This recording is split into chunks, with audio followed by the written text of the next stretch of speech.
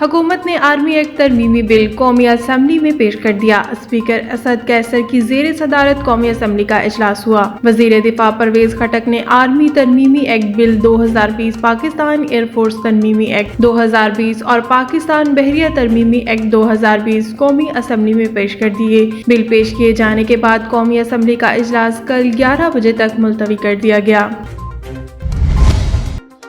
وزیر اعظم عمران خان کا کہنا ہے کہ آرمی چیف کی توسیع کے معاملے پر عدلیہ نے انتظامیہ کے اختیارات میں مداخلت کی۔ وزیر اعظم عمران خان کی زیر صدارت پاکستان تحریک انصاف کی پارلیمانی پارٹی کا اجلاس ہوا۔ اجلاس میں پارلیمانی پارٹی کو آرمی ایکٹ ترمیمی بل سے متعلق اعتماد میں لیا گیا، جبکہ پارلیمانی پارٹی کو نیب ترمیمی آرڈیننس سے متعلق بھی بریفنگ دی گئی۔ اس موقع پر وزیر اعظم نے کہا کہ بیوروکریٹس اور کاروباری طبقے کو نیب سے متعلق تحفظات تھے، جس کی وجہ سے ملکی ترقی رک گئی۔ ملکی مفاد میں نیب ترمیمی آرڈیننس 2019 لانا پڑا۔ اپوزیشن کے ساتھ حکومتی کمیٹی نیب آرڈیننس پر مشاورت کر رہی ہے۔ پیپلز پارٹی کے چیئرمین بلاول بھٹو زرداری نے آرمی ایکٹ ترمیمی بل کی مشاورت حمایت کا اعلان کرتے ہوئے کہا کہ نون لیگ کو آرمی ایکٹ بل کی حمایت سے قبل مشاورت کرنی چاہیے تھی۔ بلاول بھٹو زرداری نے پارلیمنٹ میں آرمی ایکٹ ترمیمی بل پر میڈیا سے گفتگو کرتے ہوئے کہا، حکومت آرمی چیف کے نوٹیفیکیشن کی طرح آرمی ایکٹ میں ترمیم کو بھی متنازع بنا رہی ہے۔ حکومت اور مسلم لیگ نون مل کر عجلت میں قانون سازی کر رہے ہیں۔ نون لیگ نے کل بل کی غیر مشروط حمایت کا اعلان کیا تھا۔ میرے خیال میں ایسا نہیں ہونا چاہیے تھا۔ قائد حزب اختلاف شہباز شریف کو اپوزیشن سے مشاورت کرنا چاہیے تھی۔ نون لیگ نے ہمیں اعتماد میں نہیں لیا۔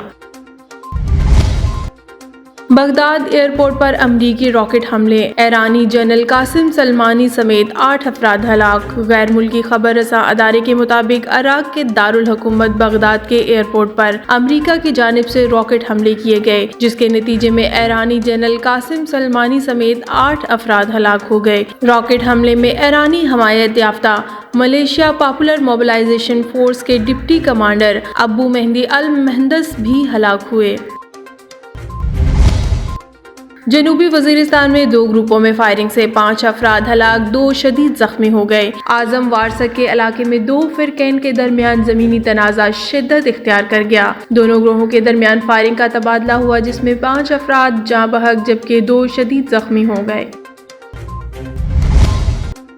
متحدہ عرب امارات نے پاکستان میں $20 کروڑ لاگت کے 40 منصوبے شروع کرنے کا اعلان کر دیا۔ متحدہ عرب امارات کے صدر شیخ خلیفہ بن زید ال نہیان نے پاکستان کے لیے تحفہ دیا ہے۔ اماراتی صدر کی ہدایت پر پاکستان میں ترقیاتی اور انسانی ہمدردی کے 40 منصوبوں کا آغاز کیا جائے گا، جن پر $20 کروڑ لاگت آئے گی۔ سفارت خانے کے مطابق تمام منصوبوں کے لیے مالی معاونت ابوظبی ترقیاتی فنڈ فراہم کر رہا ہے۔